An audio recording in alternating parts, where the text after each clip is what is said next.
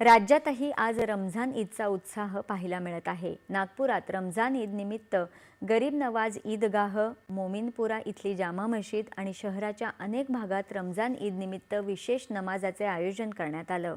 यावेळी नागपूर शहर पोलिसांनी मुस्लिम बांधवांना आणि मुलांना गुलाब पुष्प देऊन ईदच्या शुभेच्छा दिल्या। अहिल्यानगर शहरात कोठला परिसरातल्या ईदगाह मैदानावर आज सकाळी 10 वाजता सामुदायिक नमाज अदा करण्यात आली। त्यानंतर नागरिकांनी एकमेकांना गुलाब पुष्प देत ईद मुबारक म्हणत शुभेच्छा दिल्या। नाशिक जिल्ह्यातही रमजान ईदच्या निमित्तानं गोल्फ क्लब जवळ अनंत कान्हेरे मैदानात हजारोंच्या संख्येने मुस्लिम बांधवांनी ईद निमित्त नमाज पठण केलं। ठाणे जिल्ह्यातल्या भिवंडीतल्या कोटेर गेट मस्जिद इथे यावर्षी मोठ्या संख्येने मुस्लिम बांधवांनी उत्साहात हा सण साजरा केला। पोलिसांनी मुस्लिम बांधवांना फुलं देऊन ईदच्या शुभेच्छा दिल्या। बीड जिल्ह्यात विविध ठिकाणी रमजान ईद निमित्त मोठ्या उत्साहात साजरी करण्यात आली असून यावेळी माजी मंत्री धनंजय मुंडे इथे उपस्थित होते। सोबतच छत्रपती संभाजीनगर जिल्ह्यात सिल्लोड इथे आज रमजान ईद पारंपरिक पद्धतीने उत्साहाच्या वातावरणात साजरी करण्यात आली। यावेळी ईदगाह मैदानावर सामूहिक नमाज पठण करण्यात आलं।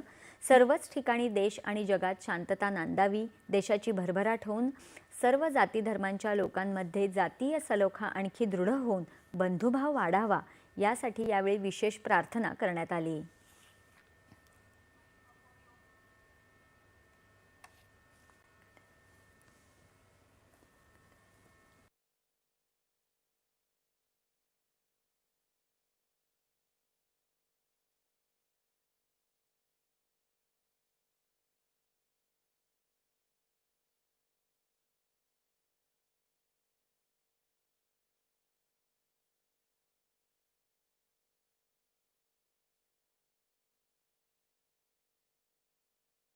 सामूहिक नमाज पठण करून रमजान ईदचा सण साजरा करण्यात आला।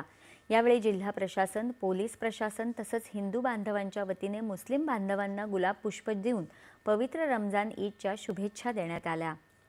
सोबतच चंद्रपुरात जमाले मुस्तफा ईदगाह मैदानावर सामूहिक नमाज पठण करून रमजान ईदचा सण उत्साहात साजरा करण्यात आला। यानंतरच्या बातम्या काही क्षणात